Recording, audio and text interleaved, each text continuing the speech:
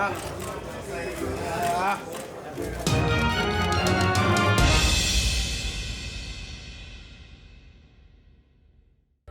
reports show that Tom Schwartz versus Tyson Fury did not do the announced attendance. What up, Fight World? It's your boy Ego, and I'm back with some more boxing. Make sure you smash the like button.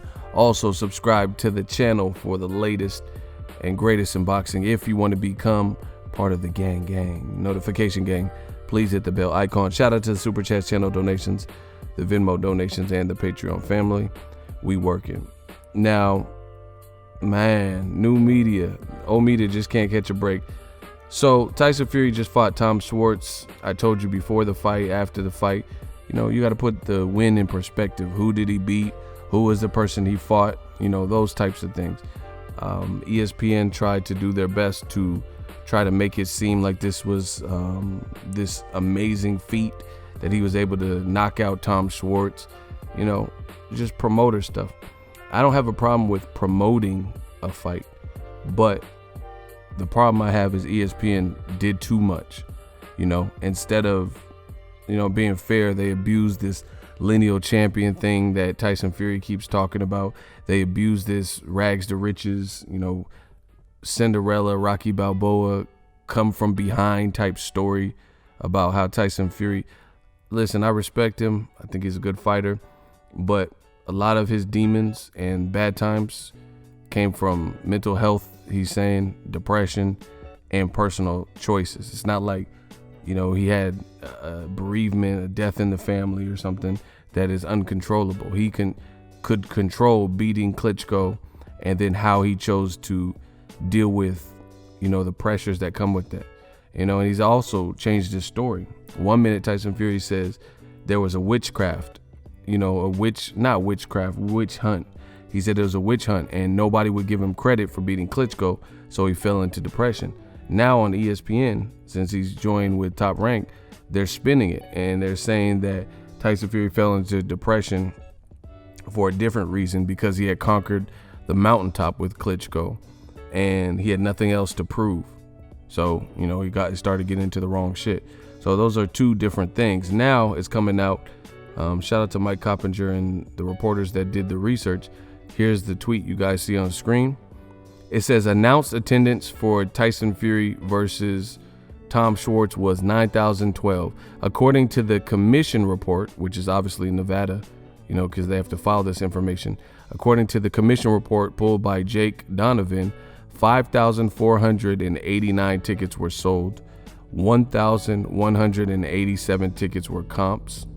By my math, 5,489 tickets were sold. 1,187 tickets comped. By my math, that's not 9,012. Too many times to count across all promotions where I eyeballed attendance and it didn't match the announced attendance number. So, this is crazy because they told us that the Tom Schwartz fight had almost 10,000, and come to find out it had almost half of what they announced it as. That's a pretty big difference. You get what I'm saying? Like 5,489 tickets sold, that's the profit. Comps are different because this is in Vegas. They have, different people who spend a lot of money in the casinos, or like M Life members for MGM. I'm an M Life member. Your different Pearl and the different Sapphire and the different statuses or whatever. You can get tickets. You can get tickets for free just because you spend a lot of money with the casino, with the MGM resorts, M Life, shit like that. Or, celebrities probably get comp tickets like Shaq and some of the other people that were in town that were going to be there, right? So they're trying so hard to make it like Tyson Fury just took America by storm, and it looks sad.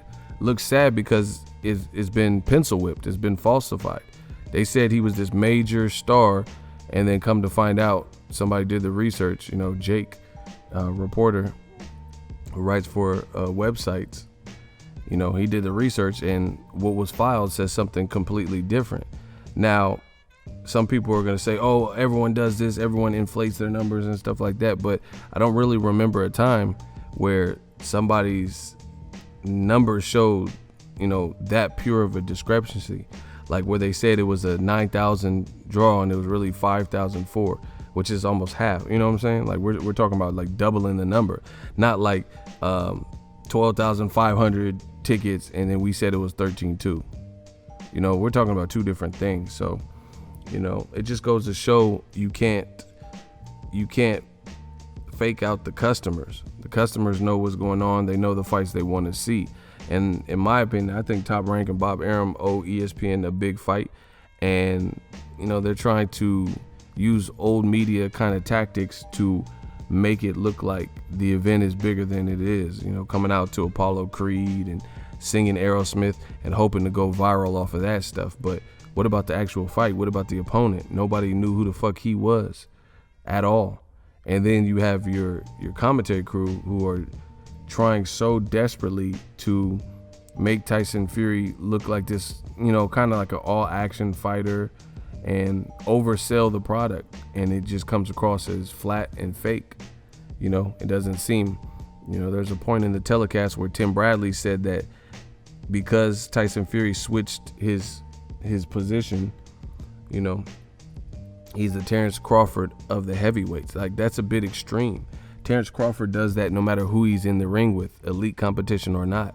We didn't really see Tyson Fury come out in the second round and switch to southpaw. So different chances you're willing to take for different opposition. How come Tyson Fury didn't do that to Deontay Wilder in the second round, come out as a southpaw? Because he knew he could get away with it versus Tom Schwartz, but versus Wilder, it'd be a huge risk if you do something like that early in the fight.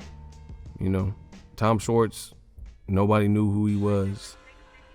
And this is why they had to falsify and pencil whip the actual attendance numbers and make it look like it was something that it isn't.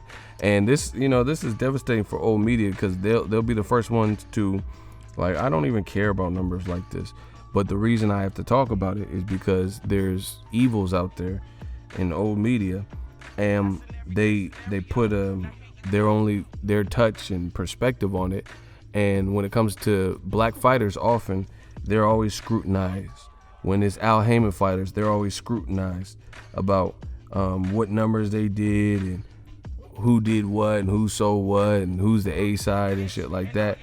But it ain't no fun when the rabbit got the gun, though. That old media doesn't want to look at these types of situations.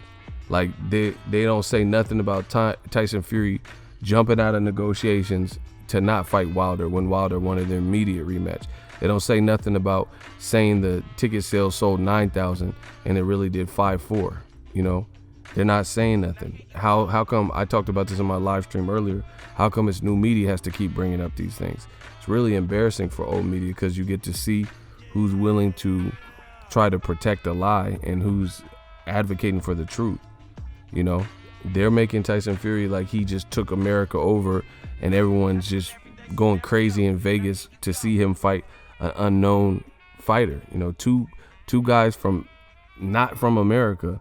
They're trying to make it like he's this huge draw, like he just shut Vegas down like on some Floyd Mayweather shit. It's not the case, and they can keep trying, but the proof in the pudding. I've said this for the longest, if you follow me. The power, the content is king. The matchup is king. In this new age of boxing, you got to be talking about something. People didn't want to see Tom Schwartz. They didn't know who he was. So you can't just pull some dude out the woodwork. And then as far as Tyson Fury saying all this lineal champion shit, but guess what? He's not held to no standards of a real champion because he's able to pull the number 56 box rank person that nobody knows who's never fought outside of Germany. And he's able to fight with him and make that fight no problems, no questions asked. So that's different, Real champions like, when Andy Ruiz or Anthony Joshua or Deontay Wilder, they have to fight their mandatories, every so often. They have to comply with certain rule sets. They have to conduct themselves a certain way. Tyson Fury is screaming lineal champ, and ESPN is biting right onto it, nonstop talking about this, but he's not being held to any standard of a active champion because he's the lineal champion. So it's not looking good. And then when we find out the numbers were pencil whipped and it comes out like that, it's just, it's not a good look, and it doesn't bring any type of credence to what's being said. Yet and still, they still try to make it like Deontay Wilder, no one knows him, but his fights are going viral, and they're going viral a lot more organically and naturally in the sense of their highlight reel, real knockouts, real power is being shown, and people are like, God damn, Tyson Fury, he stopped a man that wasn't punching back. You get what I'm saying? A guy who was ill experienced and ill prepared and threw no punches. Dominic Breazeale didn't do that. He's an Olympian. He didn't get knocked out by Joshua like that. We had nothing to gauge Tom Schwartz on. Dominic Breazeale at least threw when he was in the corner after he got hurt. He was throwing some haymakers trying to get Wilder off of him. He enlisted the service of Virgil Hunter, a respected, known trainer. So, no one knew what was going to happen in situations like this.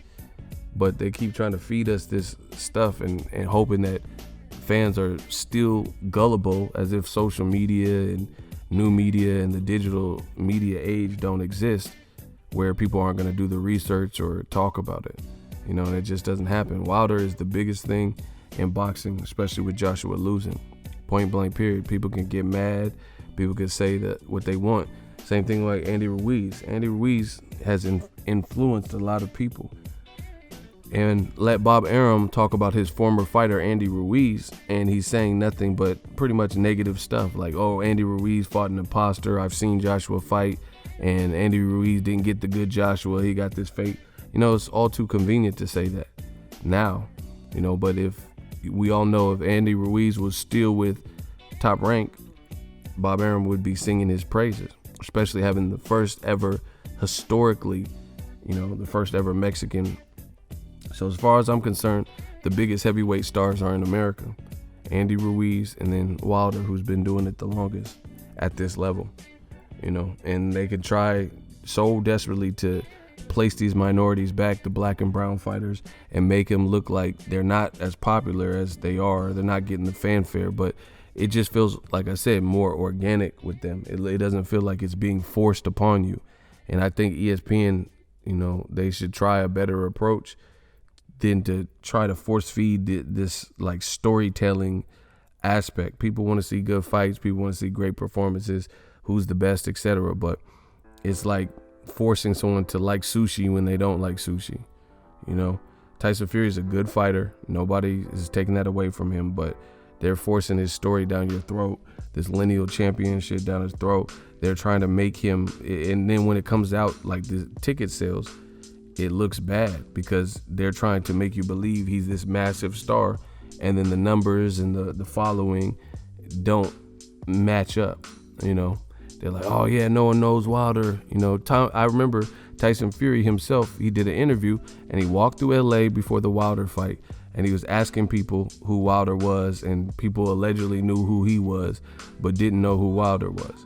And now look at it. Wilder did 13,000 plus versus Breazeale, which wasn't the biggest fight at heavyweight, and he did that number. And then come to find out, Tyson Fury in Vegas, a tourist attraction town, in Vegas, Tyson Fury did 5,004. It's just it's not a good look for old media. Let me know what you guys think. We working. So if you enjoyed this video and want more content like this on the channel, you can show your appreciation by going to the PayPal donate button or the YouTube support button, and you can donate any amount that you feel is equivalent to the value of this video. Much more to come. Thank you guys for your support. Boxing Ego, the future of boxing.